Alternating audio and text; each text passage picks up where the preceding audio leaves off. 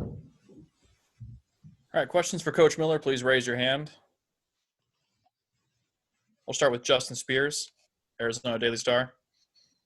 Coach Miller, it wasn't like Gabe York on senior night good, but Jemarl Baker had a pretty good game from three-point range. Well, what did you take away from his performance? No, you know what, Justin, you're right. It reminded me of that night Gabe had. It really did.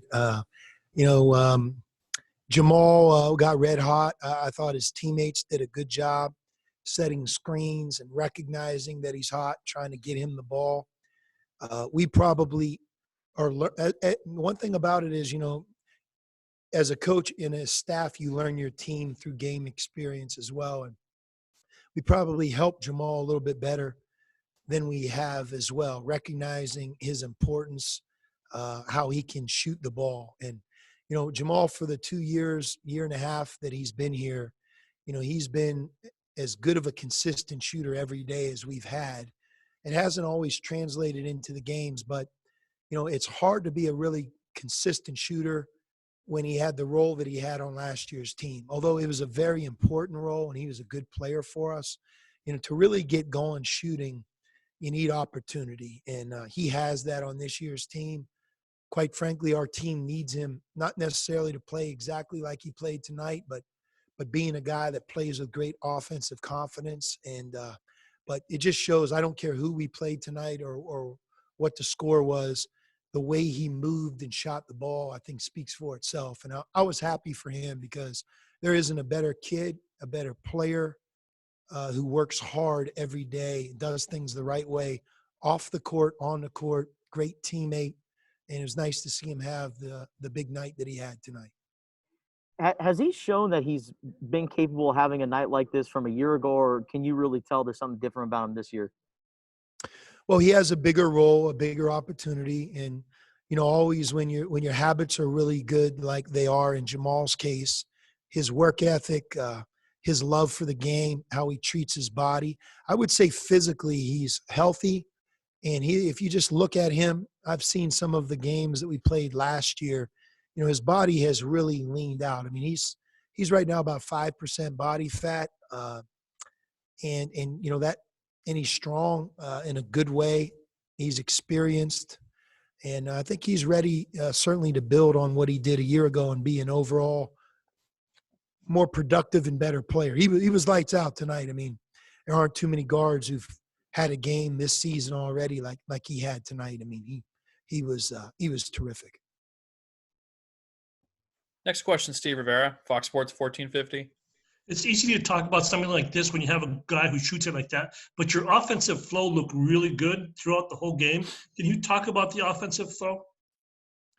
Yeah, so many times, offense starts with getting good defensive play and stops, a rebound outlet, a block shot, a deflection, which leads to transition. Because if you can get out in transition, those are where the easier shots exist. And, I thought we really went defense to offense, especially in the first half. When we were in the half court, you're right. I thought the ball moved a little easier. Guys were very unselfish. I think that's evident by 21 assists. And, we had 12 turnovers.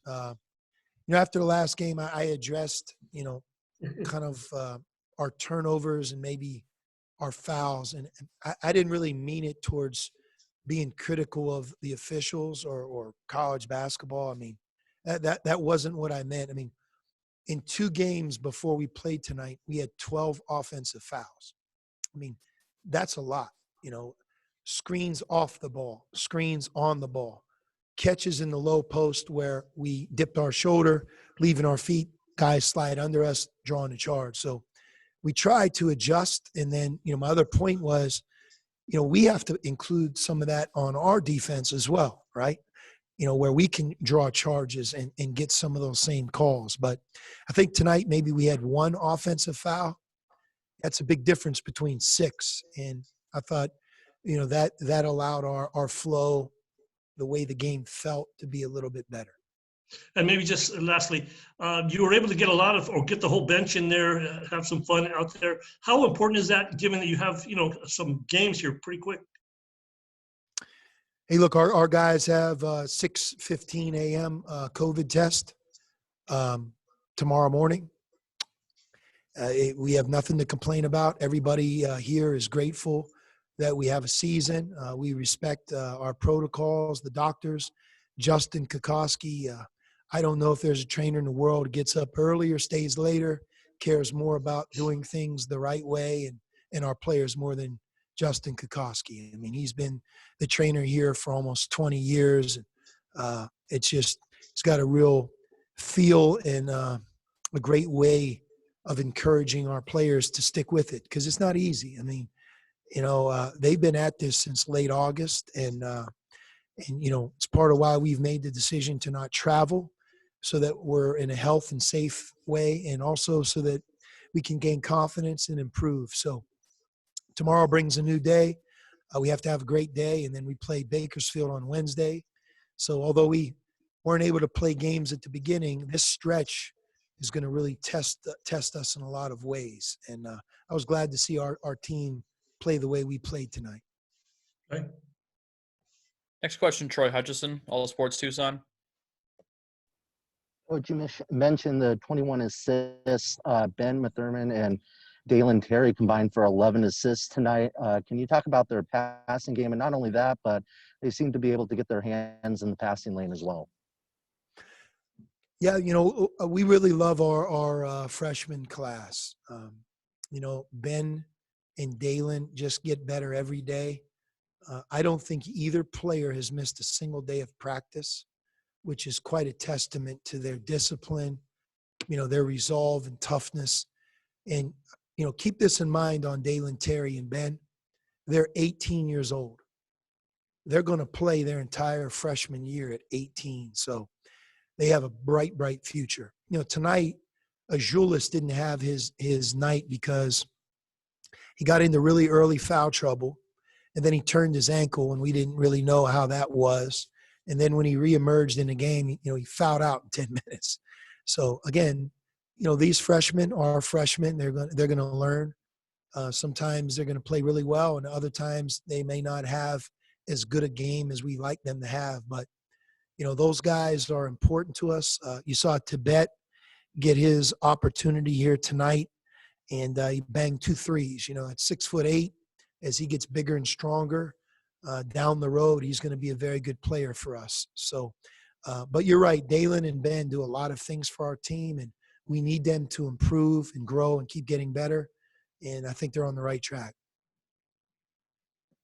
Next question, Bruce Pasco, Arizona Daily Star. Yeah, Sean, you kind of touched on there about the fouls. I was kind of following up with that. And did you feel like, especially with Jordan, maybe, any kind of adjustment in the way he played tonight, being so productive and staying out of trouble? Yeah, I mean, I'm glad you brought Jordan's name up, Bruce. I didn't realize he was 6 for 6 from the field, 5 for 5 from the foul line, 11 rebounds, 17 points. Heck, I don't even think I gave him credit after the game. I mean, I think so much was about Jemarl and the great night he had. Jordan came ready to play. He's adjusted to teams, taking the charge in the post and the way the game is, as I explained after our last game. We showed him film. We talked to him. And tonight he slowed down a couple of times and really let the defense kind of tell him what to do. And, he gets the ball in and around the paint. He's got a great touch. And so I think 2 of the first 3 games he's played, he's been terrific. I just want to ask you, too, you mentioned the COVID test. With JT getting that inconclusive test, I mean, was there any doubt at all about this game? Did you guys have to talk to NAU about it? Was there any, what do you do when it's inconclusive, basically? Yeah, that's what it is. It's inconclusive, and I think we have, a lot of positive thoughts that he's fine. Okay. Next question, Ryan Wall, Daily Wildcat. Hey, Christian Coloco struggled again tonight. I was just wondering how you felt about his performance and how you think he can keep improving throughout the season. Yeah, Christian is a very young player. He played better tonight than he's played in the first 2 games. And, I'm looking, he didn't score, but, he had the opportunity at 4 shot blocks. And that's something that is really important to our team, that he can protect the basket and and be able to use that gift. He had 4 rebounds as well. Now, Christian has rebounded well really in every game that he's played. 4 rebounds in 19 minutes is pretty good. He didn't get the opportunity to score it, but there's some games that he might score, others that he doesn't. But that doesn't really define whether he plays well. I thought he was more effective with our ball screen defense tonight. A lot like a lot of players on our team, he needs game experience, and as he continues to play, he'll improve. Thank you. Next question, Troy Hutchison. Looking ahead to Wednesday, what does UC Bakersfield bring to the table? I haven't watched Bakersfield. It's hard for me. I really haven't been able to answer some of the questions you guys have asked, only because, the obvious is we've just come off of Eastern Washington and tried to learn and pay close attention to what we did or didn't do well in that game, and then simultaneously kind of move to game 2. So, now we'll do the same here. We'll learn from our Northern Arizona performance, and we'll steadily climb towards Bakersfield so that we're ready. One thing about Rod Barnes's team, we've played them in the past, play with great effort. They're physical, they play hard, and they're going to play hard against us on Wednesday. But, hopefully we can move towards Wednesday and, grow and learn and be better. I thought we improved since the Grambling game. We're an overall better team, and I hope we could stay on this track right now that we're on. Thank you, everyone. That's all we have for tonight.